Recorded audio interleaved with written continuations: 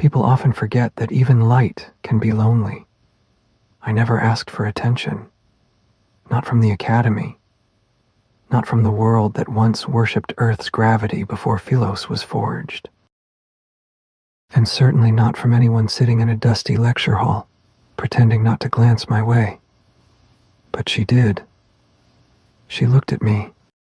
Every time her eyes pretended to search for the clock or drifted across the class, they always paused just briefly on me. And I noticed. Of course I did. I'm Xavier, the boy born in a world of shadow, tasked with carrying light. A sword on my back, quiet bodyguards at my heels, and a bloodline too complicated to speak of. Still, I noticed her glances, the way she tilted her head, the softness in her gaze. She thought I wasn't paying attention, but I always was. When she called my name for the first time, Xavier, I didn't expect it. No one ever called out to me like that. Not with urgency, not with care. I turned to see her, flushed and breathless, grabbing my hand and dragging me away from the people who controlled my every move. We hid in the old auditorium, catching our breath. She sat across from me, nervous. I asked her why. "Because you looked sad," she said. I didn't realize my mask had slipped. She invited me to a meteor shower, a once-in-a-century event at the Sky Mirror Salt Flat. To her, it was rare and beautiful. To someone like me, with a lifespan stretching centuries, it was just another 100 years. But when she looked at me with such awe, wishing I could be free, I wished it too. And when she clasped her hands and whispered, "I wish Xavier is forever free to do what he wants," I felt something stir inside me. The glow in my palm that answered her wish wasn't just light. It was a promise. From then on, we drifted closer. Notes passed in class. Music shared through earbuds. Glances turned into silent conversations. All beneath the eyes of those who watched me from the shadows. She never saw how tightly those chains held me, but I did. She was sick. I didn't know until she collapsed. Protocore syndrome, she said. Her heart was growing weaker. I held the medicine bottle in my hands as anger and helplessness gnawed at me. "You were going to hide this forever?" I asked. She only smiled. "Don't worry. Maybe a miracle will happen. That night, we'll watch the meteor shower together." And we did. The night was clear. I rid myself of the watchers.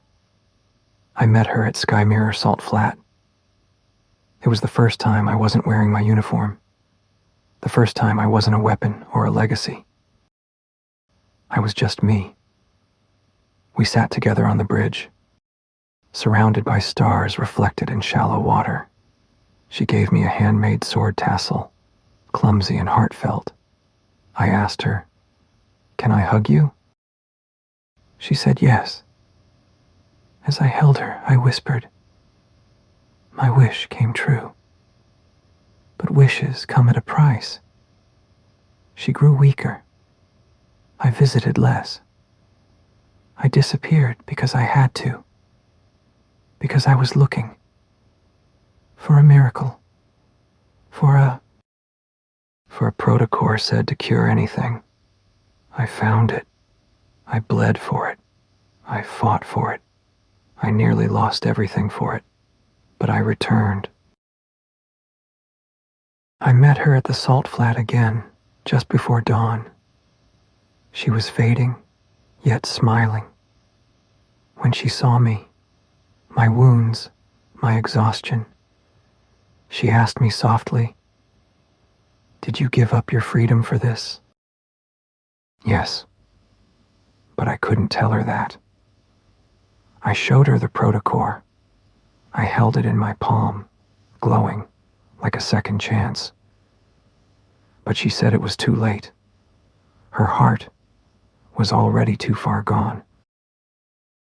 Tears streamed down her face as she told me she was happy. Just 1 month of happiness was enough for her. She poked the corner of my mouth and told me not to be sad. So I sat beside her. We watched the empty sky. She asked me if I would still stargaze with her if she weren't sick. Yes, I told her. Not just the stars. I'd show you the mountains and rivers, the sun. She leaned on my shoulder, slipping away like stardust.